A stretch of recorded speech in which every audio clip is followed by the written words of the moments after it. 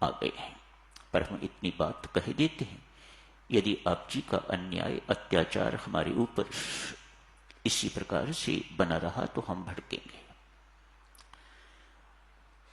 लाला ने कहा, इस वक्त कृपया क्रुद्ध ना होजिएगा, भोजन तैयार है, आज सबसे पहले आप भोजन कीजिएगा ताकि आपकी ये शिकायत दूर हो। अव्वल तो हमें बुलाया ही नहीं जाता, यदि हमें बुलाया जाता है तो हमें पहले भोजन कभी नहीं करवाया जाता, हमारी बारी कहीं अंत में जाके आती है।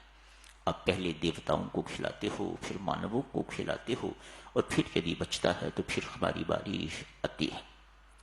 लाला ने कहा, आपकी इस शिकायत को दूर करने के लिए आज आप पहले भोजन के लिए बैठिएगा। एक शर्त है, पंक्तियों में बैठ जाइएगा, आमने सामने जितने भी आप 150 आए हुए हैं सब बैठ जाइएगा। पर मैं एक शर्त से भोजन आपको खिलाऊंगा। अगर भी पहले आपके दोनों हाथों पर 3-3 फुट लंबी लकड़ी की फट्टी में बांध दूंगा। मंजूर? बांध दीजिएगा दोनों हाथों पर। देखो मेरी तरफ, इन दोनों बाजुओं पर 3 फुट लंबी फट्टी लाला ने बंधवा दी है। भोजन की थालियां उनके आगे परोसी गई है।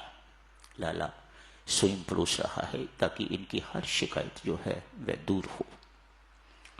खूब तरह तरह के भोजन बनाए हुए हैं, तरह तरह की सब्जियां इत्यादि सब कुछ थाली भर भर के, मीठा भी है खाने को, सब कुछ आगे रख दिया है। राक्षस लोग अपने हाथ से उठा तो सकते हैं लेकिन अपने मुख में नहीं डाल सकते, फट्टी बंधी हुई है।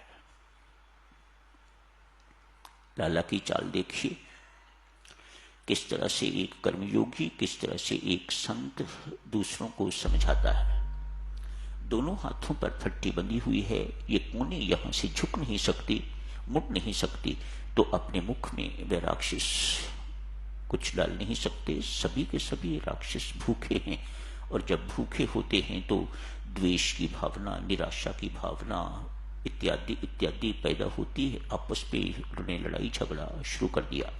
एक दूसरे के सामने सब बैठे हैं, सभी के सभी राक्षस भूखे। देवताओं की बारी आई। देवताओं के साथ भी ऐसा ही किया है। उनके भी दोनों बाजुओं पर 3-3 फुट लंबी फट्टी बांध दी है ताकि उनका भी इस तरफ से हाथ मुड़ न सके। लेकिन मानव कहिए, दानव कहिए, देवता कहिए, आखिर देवियों सज्जनों कुछ न कुछ भिन्नता तो है। नहीं तो परमात्मा सबको मानव नाम दे देता। कुछ को देवता नाम दिया है, कुछ को मानव नाम दिया है, कुछ को दानव नाम दिया है, कुछ कारण तो होगा। मेरे राम के विभाजन में कोई गलती तो नहीं हो सकती, कोई अन्याय तो नहीं हो सकता। देवता बैठे एक दूसरे के सामने ऐसे ही पंक्ति में बिठाया है। इन्होंने देखा कि हम अपने मुख में नहीं डाल सकते, लेकिन किसी दूसरे के मुख में तो डाल सकते हैं। सामने वाला जो बैठा हुआ है उसके मुख में तो डाल सकते हैं।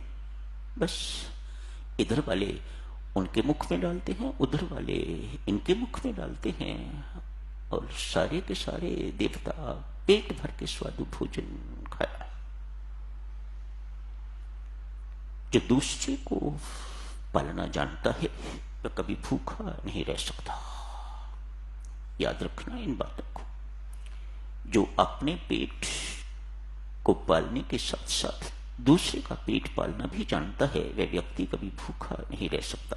देवता देखो ये जानते हैं कि दूसरे के मुख में कैसे डाला जाता है। आज यही किया है ना, अपने मुख में तो किसी ने नहीं डाला, ये दूसरे के मुख में डालते हैं तो दूसरा इनके मुख में डालते हैं, तो डालता है तो दोनों का पेट भरा हुआ है।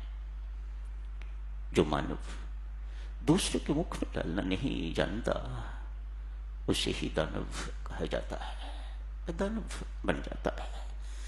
जो सहयोग करना नहीं जानता, जो सहयोग देना नहीं जानता, वह दानव है। जैसा अभी आपने देखा, आपस में ही लड़ झगड़ के तो वह भूखे हैं, उनका पेट भी भरा नहीं है और भूखे भी हैं और फिर लड़ाई झगड़ा भी आपस में कर रहे हैं। आज भगवान श्री यही बात समझा रहे हैं। मेरी सृष्टि का दारोमदार आधार आदान प्रदान है, लेना देना, परस्पर लेना देना। इसी पर सृष्टि सारी जो है वह चल रही है। बहुत से स्थानों पर साधुजनों अभी भी ये परंपरा है लोप होती जा रही है। जब 1988 में मैं मनाली गया था, उस वक्त तक ये प्रथा वहां जीवित थी। अब तो वे भी अमेरिकी चपेट में आगे हुए हैं, अतएव ये प्रथा वहां भी खत्म होती जा रही है।